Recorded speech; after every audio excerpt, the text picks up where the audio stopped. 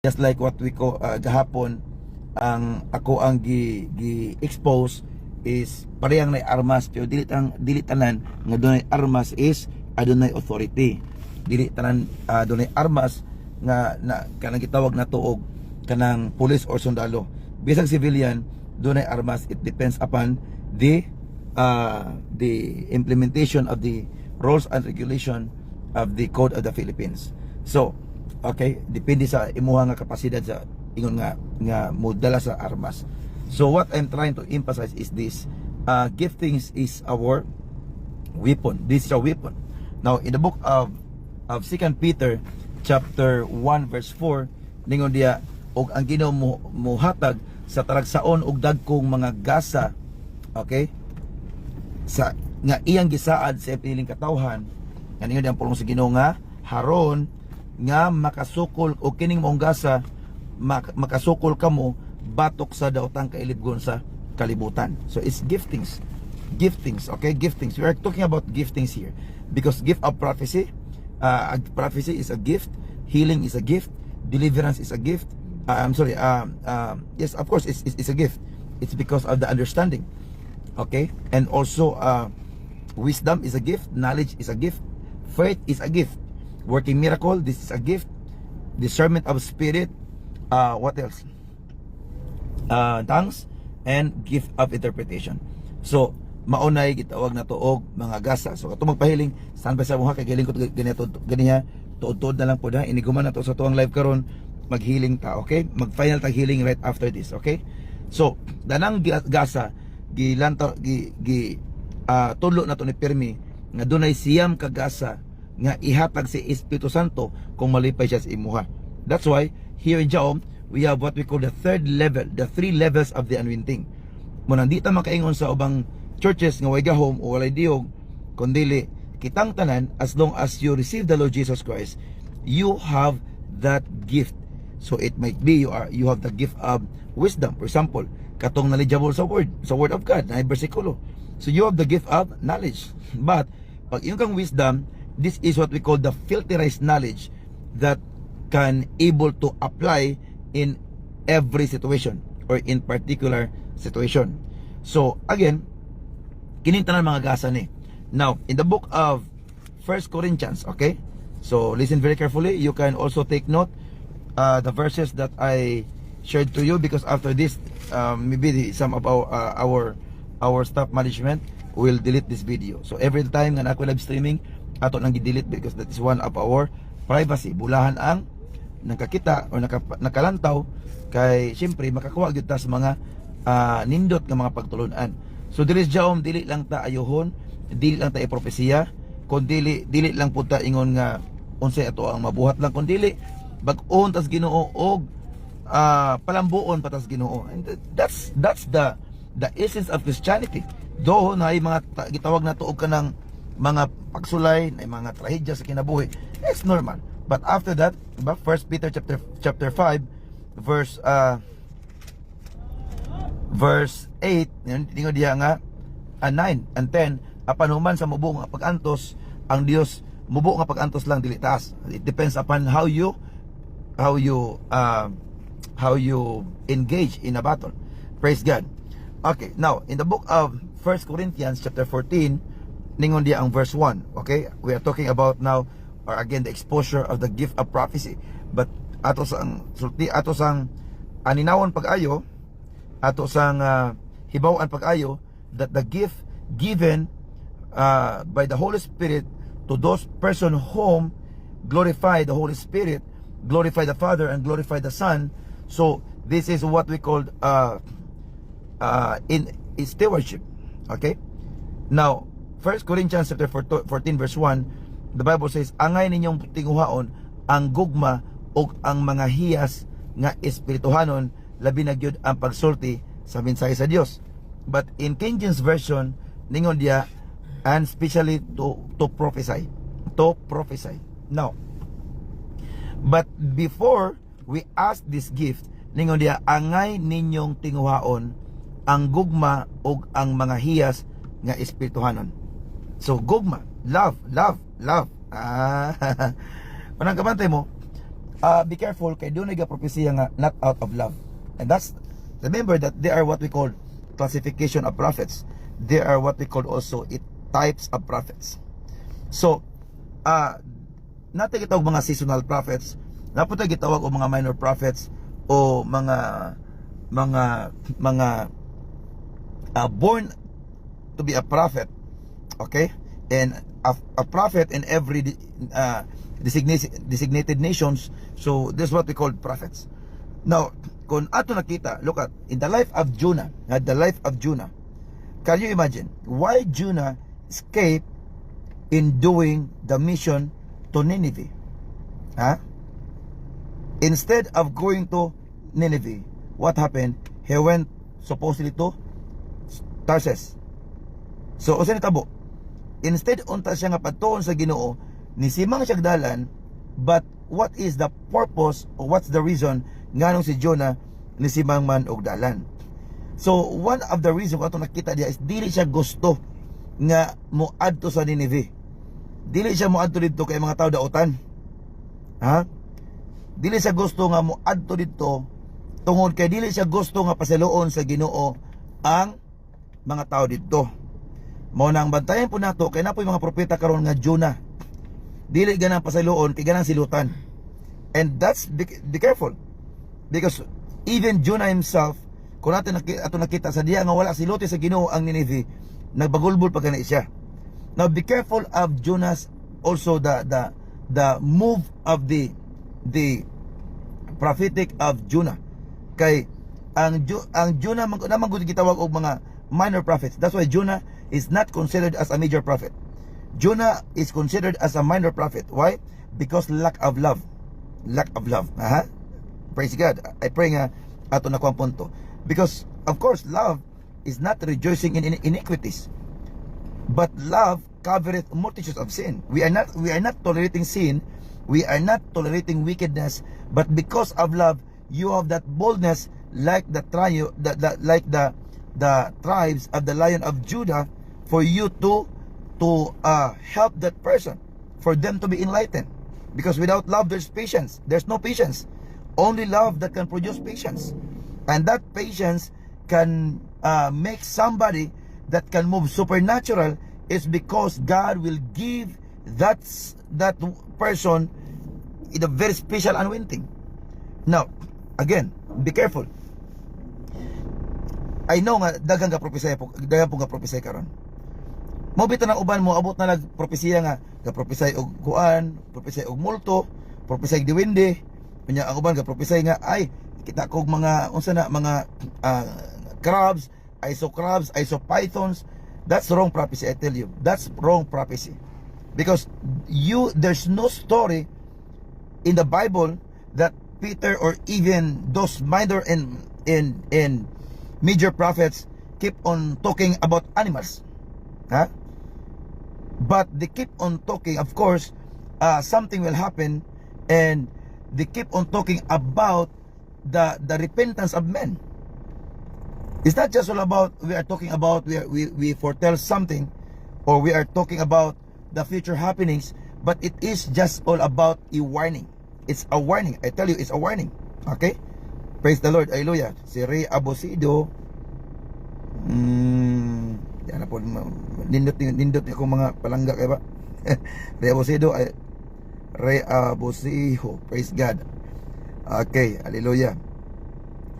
So again o dili ta makasabot ay apil-apil og pero ma-profit ala apil. Pag dili gani makasabot ay nalang apil-apil gyud kay madaot ta. Amen. Praise the Lord. So sa pagsulti lang daan, so di na mao. Okay, anyway, let them realize that they are in the wrong way. Praise God. Now, just like kinabuhi ni Jonah again. Jonah also is a prophet.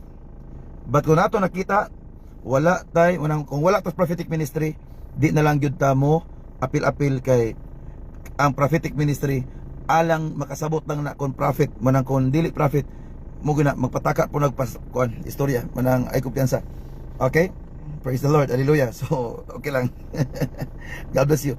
So in the gift of the prophet is we need to understand nga kining gitawag na to og propesiya, gasa na nga gihatag sa Ginoo. Okay? Gasa na nga gihatag sa Ginoo. So again, ang gasa nga gihatag sa Ginoo is siyam kagasa.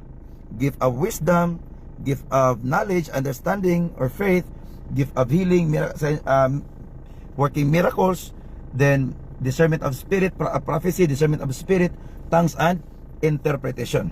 Okay, so kana ba gitawag og mga gasa. Now kining mga gasa mag-isuon ato ning gahom. Ato ning gahom nga gipiyal sa Ginoo sa atoa. So gahom nato ni not to the extent to destroy humanity or to destroy churches. Okay, or to destroy somebody's calling. Okay, but gasa ni to destroy the wicked forces as being written in the book of Ephesians chapter 6, reading from verse 12. Kung ato nakita diya nato na may bawaan nga ang atong bangga is dili tao. Ang tao nga dautan man, to kay dautan ang iyang espiritu. So it is all about that. Okay, now dautan iyang espiritu. Now karon kining gasaha maunay makapawagtang sa gitawag og daotang espiritu. Just like for example, in the book of Matthew chapter 17, nga sa diha nga wala mo tuo katong espiritu nga gipagula sa mga apostoles, ningon tong amahan nga amahan sa bata nga palatulon, miana niya to kan Jesus o miana pagsulti nga kapila na mo siya sa imong mga tinun-an apan wala siya maayo. Okay? Wala siya maayo.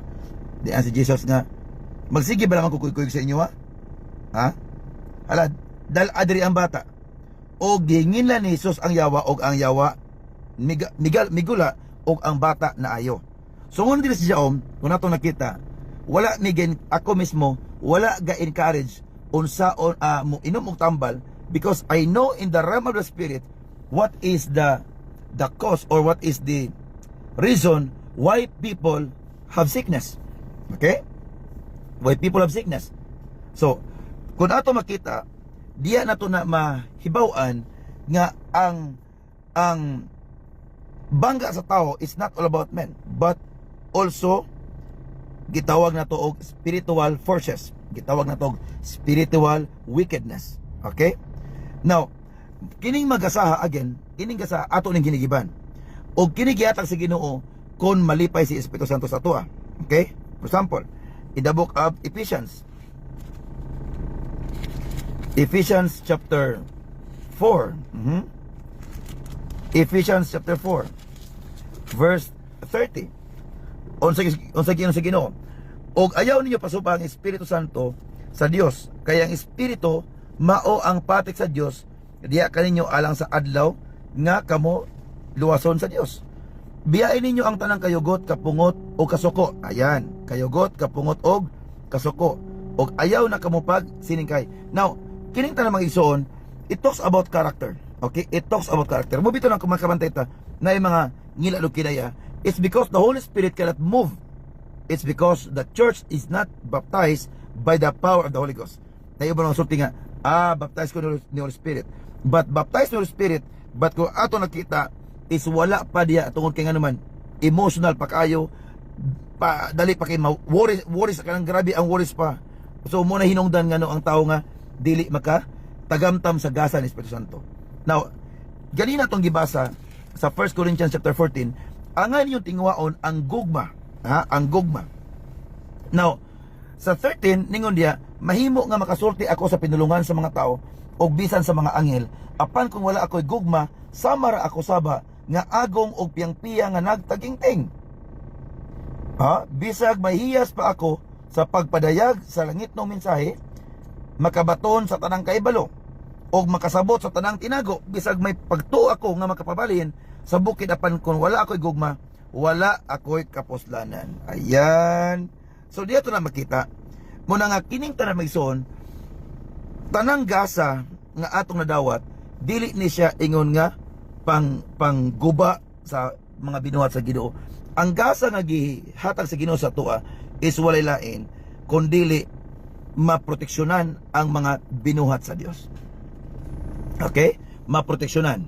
Ako bang punto mga ison? So, for example, if I have the gift of prophecy, for me to warn that person, ay nagbuhata para dili na magsakit. Nara siya, ay nagbuhata, okay? Ayaw og buhatan ng kinaiyahan kay maka-high blood ni. Look at that. That's also a prophecy. Ayaw kani buhata kay para palabuon kas Ginoo. That's prophecy. That is also the part of prophecy. Kini mo'y buhata kay para nga di ka magsakit. That's part of prophecy. So again, gift of prophecy, whether we like it or not, kinahanglan nga naagyo na sa simbahan. Ang problema lang kay usay ang gift of prophecy wala na sabtan. For what? Not to punish people, but ang gift of prophecy is to warn people gawas og dili maginosol. Just like for example, ang Nineveh, giwarningan sa Ginoo nga 40 ka adlaw kung dili maginosol silutan ang maong nasod. But tungod ni Prophet Jonah nga wa siya nahimo kay gipadala siya sa Ginoo, pinagi nga gitukob siya isda, giluwa siya dito sa may Nineveh. Pag abot dito, gasangya o siya, ga-warn siya sa mga tao dito, kay sumala sa gipasotes Ginoo, what happened? Nahimo nga napasaylo ang Nineveh. And Nineveh is not just all about Nineveh. It is all about nation to nation. It is all about the future governance, the future world. So dito na makita nga pinaagi sa pulong sa Dios nga gidala ni Prophet Jonah, nahimo nga nasalbar ang nasod sa Nineveh. But in Sodoma and Gomorrah, wala masalbar. Ang nasalbar lang, silot lang o katuyan do ka na kay iyang asawa ni matong asin, tungod kay nga naman dito nato na nakita nga ang dapit wala nakapasar, bisag ginegotiate pa ni Abraham ang maong lugar nga dili masilutan apan wala gyapon na ginusol ang mga tao. So inana gyapon na siya. Sa matag Pilipinas, there's what we call a prophetic instruction. Okay, in every churches, this is what we call prophetic instruction. Every aspects of our lives, we need to go to the prophetic instruction. For example, there is a jaom. Nga naman ang mga tao nga for how many years? For how many years wala na nagsakit ang mga tao? Because they listen the prophetic instruction. There are people here, 70% milambo ang mga taga-jaom, but 30% still in the moment of adjustment. Why? Tungod kay daling nakasagap sa prophetic instruction. Amen. So, again, every one of us, whether we like it or not, you need somebody for the prophetic instruction as your guide. As your guide. Okay? Reverend Roel Padilla, daan na ni nga Christian before. But, kung ato nakita, kami Mr. Mindua, dili basta-basta, usay makalibog ang kuling. Until such time, nga nakahibalag na, is not just all about the prophet, but the spirit of the prophet is the spirit of God, Amos 37, that will lead somebody into the right direction. Okay? So, the same way, example, nakasakit, ang pasulti, pasaylo ang mga tao nakasalaan nimo. That's prophetic instruction. So, kanos aman matawag nimo nga deep inside imo na pasaylo ang mga tao nakasalaan nimo. The moment nga wala na kay kalain sa ilaha, wala na kay mga klasik-klasik mga kasakit sa ilang kinabuhi, diyan dapita na basta kay imong i-repent. There is also, of course, there's a miracle that will intervene or takes place sa imuha.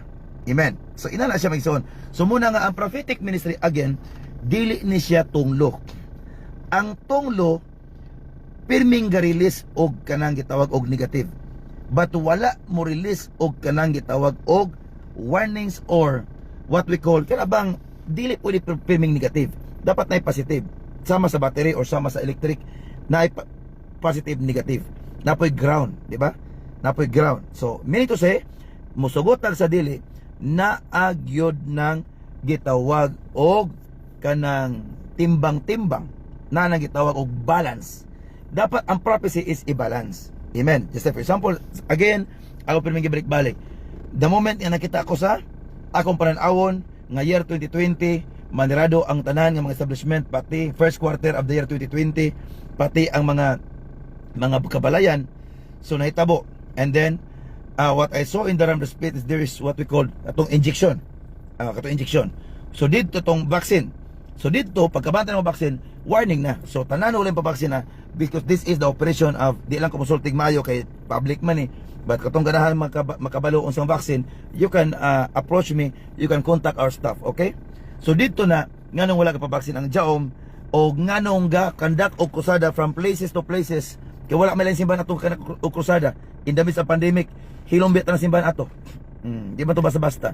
So muna nga ang ato ang kanang pagpangalagad sa Ginoo lami igong naay gasa, pero ang gasa tarongon og gamit. Amen. Kay ang gasa ato kining hinigiban. So ang hinigiban mao kini ang gitawag tog o weapon o mao kini atong protection, and of course this is our the tactics of God or the power of God nga magapamuhat sa tao pagguba sa tanang buhat sa daotan. So ang gasa mao kini ang hinigiban nga gihatag sa Ginoo sa tua pagguba sa tanang daotan. Okay, katong gibasa no kanina, 2 Peter chapter 1 verse 4 nga ang Dios makahatag og tagasaon og dagkong mga gasa haron ang mga katawhan or haron makalikay sa daotang kailibgon sa kalibutan. Praise the Lord.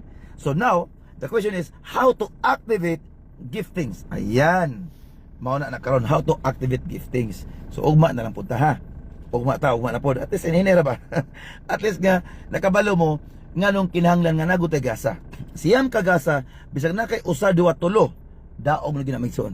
Usa duwa tulo daog lagi na. Praise the Lord. Hallelujah. So ug mga adlaw see you by 12 we pray nga 12 to 1 PM kay na ako'y mga mentoring okay akong i-live para nga dili ta mahimong ignorante sa gasa kay kasagaran man gud nato. Yes kadtong gusto o katinawan o kung naay mapangutana pwede lang mangutana nako. Yes pwede mangutana. Praise God. Okay, so katong kita man gud mga tao kabantay ta nga ala gahiling ato na putadayon, hala ga prophesy ato tadayon, hala na ay deliverance, hala na ay nagmanifest nga demons ato tadayon. Tiba-tiba nga sa daan og unsa ng klasiya og gasa. Kay ang gasa again dili paguba sa tao. Naay ubang deliverance nga tungod sa deliverance impartation kurkurog ang tao. Pag humagkurkurog sa tao nag-emotional sayop nga gibuhat nga deliverance. Naay ga deliverance nga mo na pagsulti okay sige naay kurkurog pod and then sige sultid ay naay multo na diwindi oy naay ko andre nasta kong kahoy na espiritu dire ato ni mong kagon sayop na nga deliverance. Naay prophecy no problem with the prophecy matuman no problem. Praise God, glory to Jesus. But kung magprophecy na gani vampira, magprophecy na gani og kanang mga daotang elemento zombies, be careful. Di na witchcraft nang dating ana, be careful. So we need to pray for our family, and we need to pray for our churches, and we need to pray for everyone para mahimo tang protektado gikan sa mga nagkadaiyang pulong nga daotan gibato bato kanimo, bato kanato o bato sa tong nasod. Amen. Praise God. So be careful again sa mga gitawag og prophecy. Ang prophecy pag lumpag sa tanang buhat sa daotan. Amen. Praise God. But dunay mo nigis Ginoo nga dag-a ang daotan pinaagis maayo. Okay? So, ang prophecy is to warn people og dili mo tuman then bisag kita mga pastors na naglantaw karon diri. Sangyo kita conduct evangelism, conduct discipleship, dita sige pundo ng balay kay makaluya na. Kami diri walay pundo-pundo kada adlaw gabi kadlawon tanabot. Ganina supervisor sa tuwang church sa Bindoy, and then mga buluhaton sa usa adlaw, and now we are traveling bound to Cebu. Praise the Lord. So munang kita pong galantaw karon diri para masip ang atong nasod, mag-ampog yun ta. Kay ang prophetic manggod instruction sa nasod manggod is ang nasod sa Pilipinas manggod, this will soon as what we call a blessed beyond blessed country.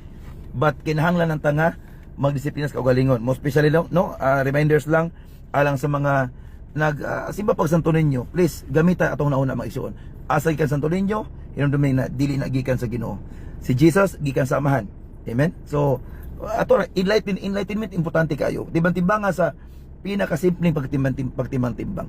So ato simbahon, Mama Mary, dili na ang simbahon. Si Mama Mary is inahan ni Jesus. Wala gibutang sa Biblia nga simbaha ang inahan. Ang giyon di nga simbaha ang anak. Kung mo gamit wala sa pagsulti nga mo gamit instrumento, dili mo gamit og instrumento nga rebulto or imahe or Santo Niño, mo gamit ang Ginoo og tao. Ikaw ug ako ang gamiton. Be educated in spirituality. God bless you, and I love you with the love of the Lord. So we are now in the moment of healing. Praise the Lord. Hallelujah. So you can touch the screen of your cell phone. Praise the Lord. Hallelujah. Father, in the name of Jesus Christ, we thank you so much, Lord, for this wonderful day that you have given to us. That distance is really not a barrier. Distance, as long as we have connection, we are connected. Father, the same thing happened. That miracles happening in this very moment. Thank you, Father. Whatever work of the enemy against your people, against our nation, whatever works of the enemy against us, against our churches, Baptist churches, Pentecostal churches, prophetic churches, apostolic churches, in the name of Jesus, whatever work of the enemy against the lives of your people, by the power of the Holy Ghost, and by the authority that you have given to your servants, O God, in the name of Jesus, I rebuke them in Jesus' mighty name and cast them out in the mighty name of Jesus. And every working enemy against the health of your people, O God, in Jesus' mighty name. Those spirit, the cause of high blood pressure, diabetes, cancer, arthritis, sakit sa kidney, sakit sa atay, sakit sa dugo. Right now, touch the screen. In the name of Jesus, sakit sa mga lutulutahan, sakit sa kidney, sakit sa abdo, bato sa abdos, bato sa kidney, sakit sa atay, baga, kaduguan, kaunuran, kaugatan, kapanitan, tanang klaseng mga sakit, breast cancer, I command you now, come out in the name of Jesus Christ. Be free in Jesus' mighty name. Be free now. I speak healing now. In Jesus' mighty name. Touch the screen and touch your body where your sickness is located. Be free and delivered now. Be free in Jesus' mighty name. Take it and receive it now. And now in Jesus' mighty name, you are free.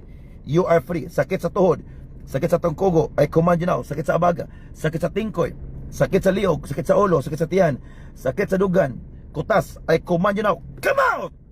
Be free in Jesus' mighty name. Be free in Jesus' mighty name. You are free now. Thank you, Lord. Touch the screen and touch the portions of your body now. Thank you, Lord. Now check. You'll be amazed right now. Okay, just check. Praise the Lord. Hallelujah. God bless you. Praise the Lord. Okay, now those who are in business and the same thing happen, lots of limitations, lots of delays, dagang mga delays, and then pressure. Now you need deliverance and breakthrough. Touch the screen. In Jesus' mighty name, katupong mga gatrabaho nga ang abot balik-balik nagyapon, there's no signs of prosperity. Remember that the book of John chapter 10 verse 10 nga ang kawatan miari aron sa pagpatay, pagkawat o paglaglag. Apan the Bible says, apan ako miari aron sa paghatag ninyo og kinabuhi nga madagayaon. In the name of Jesus, now I prophesy over you in Jesus' mighty name. As long as you believe and trust Jesus by trusting His word, by trusting the voice of His servant, in Jesus' mighty name, I speak breakthrough. I speak breakthrough in Jesus' mighty name. Every transaction, I speak victory. In Jesus' mighty name. And I speak now blessing overflowing from this day and onward. In Jesus' mighty name. Receive your portion. Those who are applying visa, I pray nga ma-approve inyong visa sa inyong bagong panalangin nga madawatan sa pangalan sa Kristo. In Jesus' mighty name. Kadto nga ganegosyo mulambo ang panginabuyan sa pangalan sa Kristo. Kadtong katrabaho, I speak promotion in the name of Jesus. Those who are working abroad, in Jesus' mighty name, I speak protection, good health, long life, promotion. Take it and receive it now in Jesus' mighty name. Thank you, Lord. It is done. Thank you so much, and God bless you. Share this video to your family, to your loved ones, and I love you all with the love of the Lord. God bless you. Shalom. Tomorrow I am going to teach you in a very basic way of prophetic ministry. God bless you.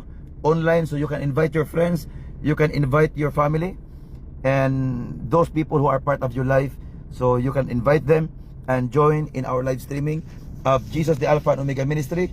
Also, don't forget to follow this page and to follow Prophet Joe and Prophetess Gretchen Jaos. God bless you. Shalom to you. Praise God. And also watch our live streaming in Minglanilla, Cebu, and also in Carcar, Cebu. God bless you. Yes, praise the Lord. Rosie Amaro, David Amiglio, God bless you. God bless you. Agnes Salve, Larim, God bless you. Lujin, Minister Bibi Kiskis, yes, Minister Adila Dimilio. So just wait for the announcement of Luzon kay mo natay changes kay padulong na ang December. So it might be last week of this month nga ipahigayon na to ang ato ang krusada diya sa Cavite area. God bless you. Praise God. Watching from Denmark, God bless you. Zion, God bless you. And those who want to support this ministry more, the Bible says doon ni mga tao nga walay pugong-pugo sa pagpanghatag apa nag-anam sila og kadato. Praise God. God bless you. God bless you. Shalom, shalom, shalom.